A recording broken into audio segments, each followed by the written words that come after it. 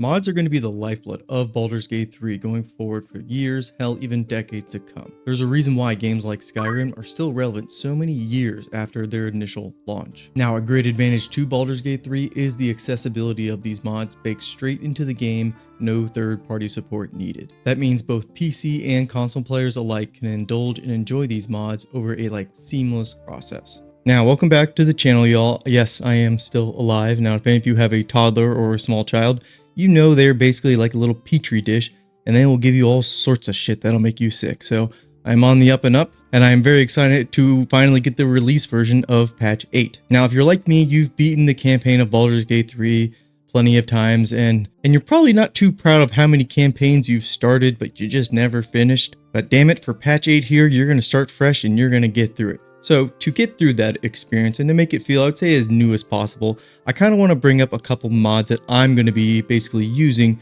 to make my patch 8 experience feel very, again, new and fresh. So we're going to go through my little list here, and then we're going to go in game to kind of show how they work. Now, thankfully, these all do work on the test server, which is the patch 8. So hopefully they should work when the release happens on Tuesday. But anywho, let's get started.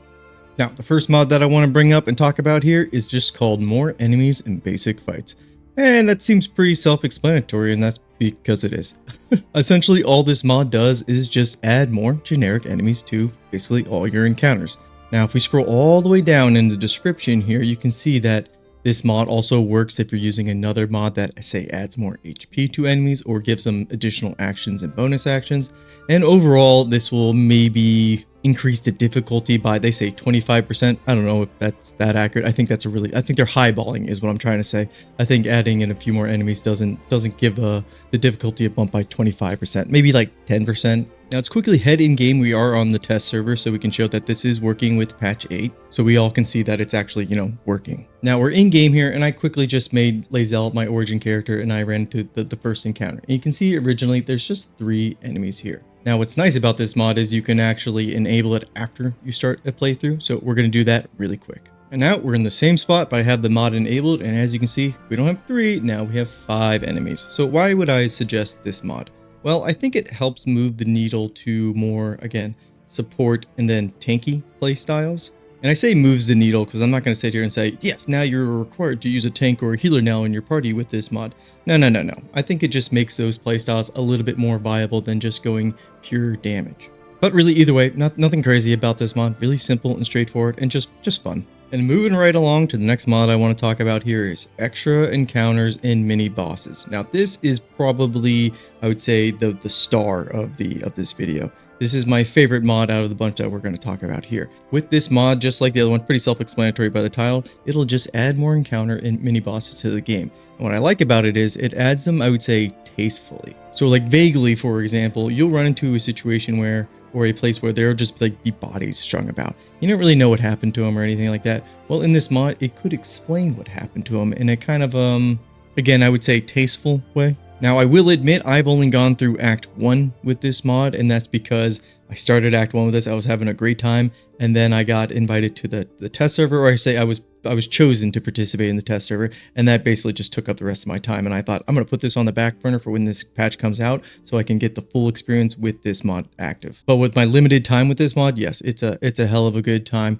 Now, I will say some of the items they give you through some of these mini bosses and stuff, maybe a little strong. Something like a +2 longsword very early in the game. I don't think I need to tell you how strong that is. So just know you might run into something like that, but nothing that's seriously broken. So I do love the way this mod adds encounters and kind of puts twist on certain locations that you've been to that you would go there and be like, hey, this wasn't like this before, or ooh, I like what they did here. You're going to get a lot of those moments. So I want to head in game and kind of just show you, I would say, very minor spoilery parts that I don't think are a big deal, or you're gonna be like, whoa, that's crazy. You'll see what I mean. Let's go ahead and head in game. And again, kind of like the last mod, this mod actually does work if you want to load it into a campaign you've already started.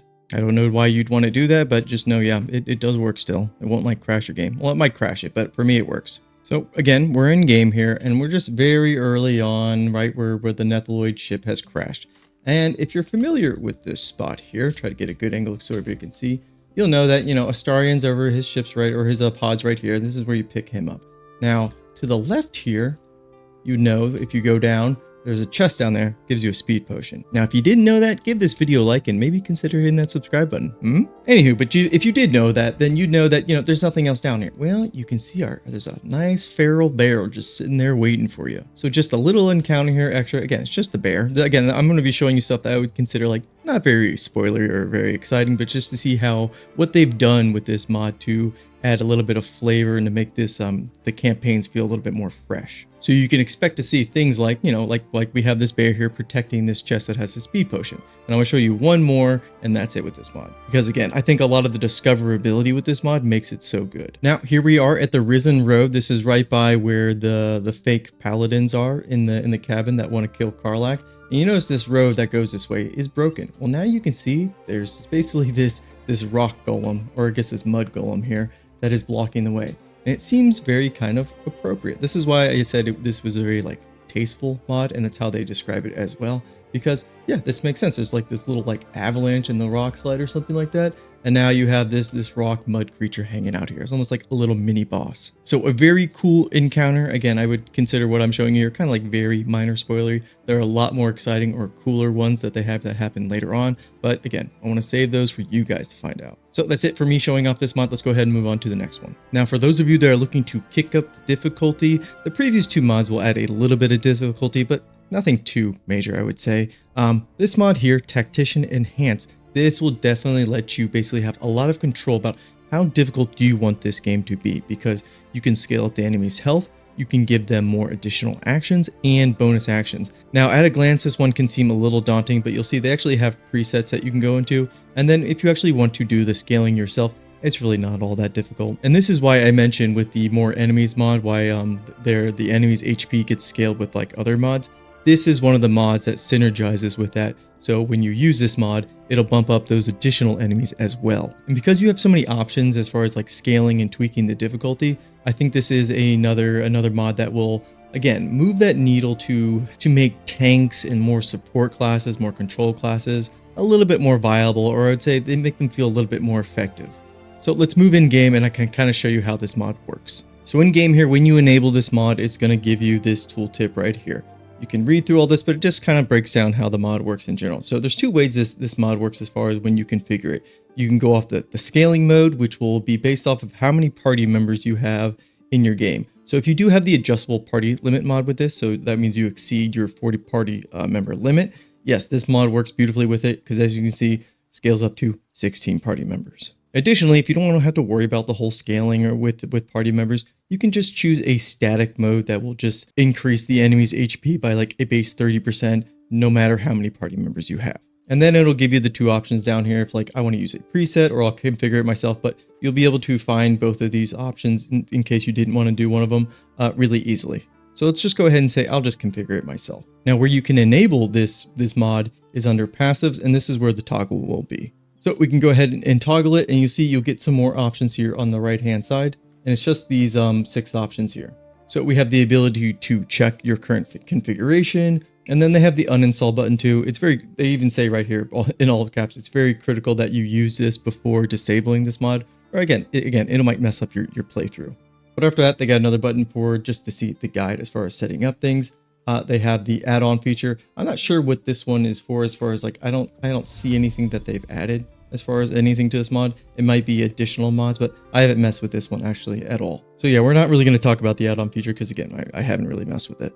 And then we have the setting presets. So this will give you a nice little list here of presets. And you can see at the bottom there, the difficulty scaling doesn't begin until you're at 5 party members. So in a normal playthrough, this isn't going to apply to you because you're only going to have 4 party members. And no, pets and stuff, they don't count as party members. So after the scaling presets, the last couple here are basically just static ones. So you can see at the bottom there, it'll just give the enemies a base 70% more hit points. And that might seem like a lot, but I thought 70% would be a game changer, but I put this to the test with my co-op playthrough, and we are basically not synergized at all. We're basically a bunch of clowns running around, and we are still wiping the floor against really hard encounters and bosses that I thought for sure were gonna kick the crap out of us. And no, they gave us no trouble. So definitely don't be afraid about kicking this up to a basically higher as far as like hit point difficulty. Now 170%, this is when enemies start to feel a lot tankier. So maybe around this threshold, if you are very knowledgeable with the game, is maybe where you'd want to start. But additionally here, you can also see that they have presets for, again, the 170% hit points and then giving the enemies an additional action. And the additional actions, that's what makes enemies really scary. So just be careful about giving, enemies more actions. And then they have the impossible challenge. This one would be absolutely hell, and I don't know if I'd ever try it. But those are the presets there. Those are kind of like a starting point to see, you know, maybe where you'd want to start with your playthroughs. But then the last toggle here is for if you want to modify it yourself. And it basically gives you, do you want to start to configure a scaling mode, or do you want to start doing a static mode? And then it also has a switch between mode if you want to configure both of these and basically like swap between them. It's a nice feature. I don't see myself using it that much. But we'll just do static mode here. So you click on static mode. It'll basically be like, hey, did you read the tutorial in the guide? And I'm like, yeah, I did. So for here, I'm just going to say, no, I don't want to read the guide. Just let me do the spell. And they'll say, we're doing static mode. So yes, I want to hit static mode here. And it says, okay, what do you want to do with enemies' hit points? So yes, I want to increase their hit points. And it'll basically start at 5% here. And then you can just keep adding up 5%. I don't know what the max is. The max is probably that 500%. I'm not going to keep clicking it, but I'll go to like 50%. I want to bump up the enemy's HP by 50%. So all I got to do is hit that. I want to set it there. And now, do you want to give the enemies additional action? Yeah, I'll say yes. I do want to give them additional actions. And now you can give them 1, 2, and you'll see that 3 is the maximum. And so after we accept this, it's now how many bonus actions you want to get them. And again, I think it'll stop after 3, I'm pretty sure. Yeah, 3. 3 is the maximum for bonus actions. So at the end here, before you accept your settings, it'll kind of give you a breakdown of what you decided. And I'm having my enemy's HP to 50%. They're getting 3 additional actions, and they're getting 3 additional bonus actions. That's a really scary setup. This is not, by the way, what I'm going to do in my playthrough. I'm just showing you what this can do. So now that we accepted those settings, let's go see what the enemies out there are like. So we found some goblins here, and you can see that in their little tooltip there, they have plus HP, plus action, and plus bonus action. And it'll also show it in the examine screen here. And each of the tooltips basically tells you what you've already set. So you can see HP 50%, actions 3 additional, and then bonus actions 3 additional.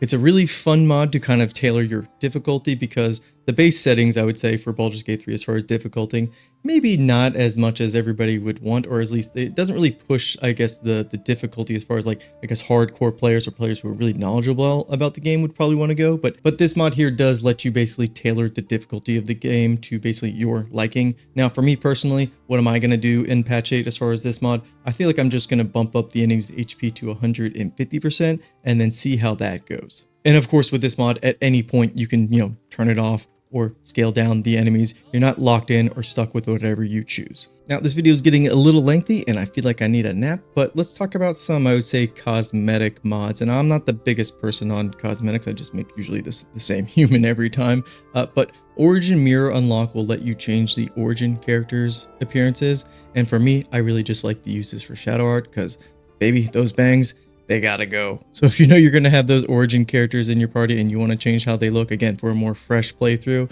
then yeah, this is a great mod for it. But let's say you don't want to have any of your Origin characters in your playthrough because, you've seen their story, they kind of talk a lot and they're a little whiny with their exclamation points all the time. Well, we have Custom Companions Lite here, which will let you basically fully customize the hirelings, because the hirelings from Withers, when you get them, they're basically locked into their race. Well, with this, you can basically customize them to your heart's content. So a really handy mod if you want to have basically your own roleplay section with your own party members. And the last mod I want to talk about here is Better Target Info. This one's really nice for, I usually like it when I'm playing on like my PS5 on my couch. It's just nice to have something targeted and I can see like all as far as like what their resistance to, like all right there in front of me. So definitely a nice quality of life, because I have to admit, I forget all the time that there is a difference between magical and non-magical resistance as far as something like bludgeoning or piercing damage. And if you have a weapon that has an enchantment on it, well, that's now considered magical. So with this mod here, it really kind of helps put the important information right in front of you, so you don't end up wasting a turn being like, oh shit, why didn't I do any damage? It's like, oh, well, it's because he's resistant to that, dummy. So this will help with that. But that's a video all. These are the mods that I'm going to be running with when patch 8 launches. And I feel like this is going to give me, again, that fresh experience, kind of like almost like playing a new version of the game. And all these mods that I listed here, I think are very tasteful. They're very in line with basically a vanilla run of Baldur's Gate 3, where it's not like some sort of crazy modded experience where it's basically unrecognizable. No, I think these mods keep in line with Baldur's Gate 3 and won't compromise anything about the game as far as like that experience, if that makes any sense. So if you have made it this far and you've enjoyed this video, consider hitting a like and subscribe button. And yeah, I'm gonna go take a fucking nap. Peace.